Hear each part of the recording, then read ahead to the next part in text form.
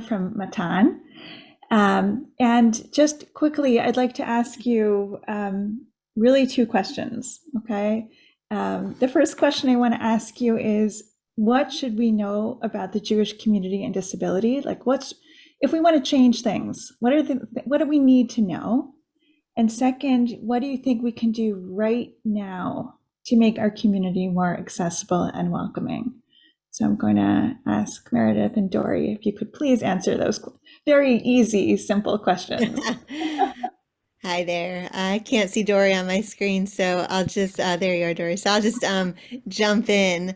And as has been noted, there are just so many experts on these. Well, on my computer, it's three different screens. So there are so many experts here, and we were just in a really great session. And I caught the tail end of Rabbi Tuchman's session.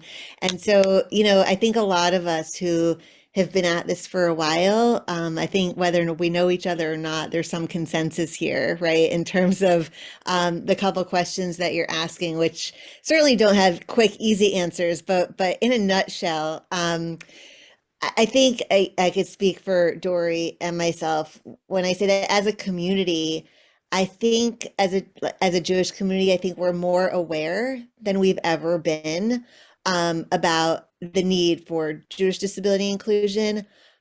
But I feel like that awareness, for the most part, has not turned into sort of like almost like a proportional amount of action, right? So if we figure that 20% of our population is experiencing some kind of a disability, we do wonder why this isn't at the top, or at least towards the top, of the Jewish communal agenda. And that's something that Dory and I encounter every day, in our work and working with communities across the country, or trying to work with communities across the country. And, of course, recognizing that there are so many competing priorities, especially now. But it just really stands out for us that percentage wise, numbers wise, we really cannot be a full community until we take more action. And so I guess the second part of your question, and this was touched upon at least in our breakout session too, which is why I think there's some consensus here.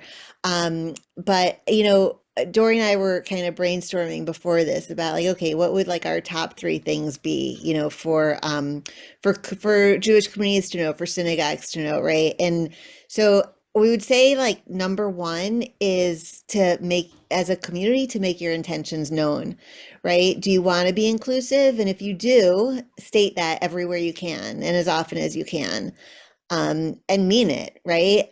So number two, show that you mean it.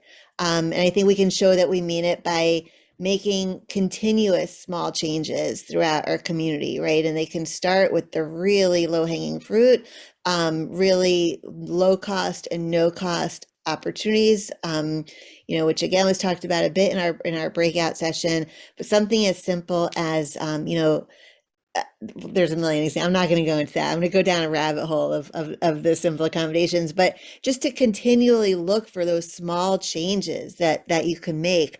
Talk about it from whatever your leadership platform is, whether you're a lay leader, whether you're, a member of clergy, a director, whatever the case may be. And importantly, ask questions and really listen to the answers. And the third thing, sort of piggybacking on that, is to understand and recognize that you're not going to get it all right all the time. None of us do. I know I sure don't. And if anybody on this call does, like, let us know, because we'll hire you. But feeling like there's too much to do isn't a reason to not get started. I think learning where you need to go to ask questions is equally as important as, having the answers. Nobody expects you to have all the answers all the time, right? This is a conversation, communication. And so that's our, on one foot, on behalf of Dory and myself and our MATAN team, that's kind of where we're at. Amazing. Thank you so much, Meredith and Dory and MATAN. And thank you everybody for putting your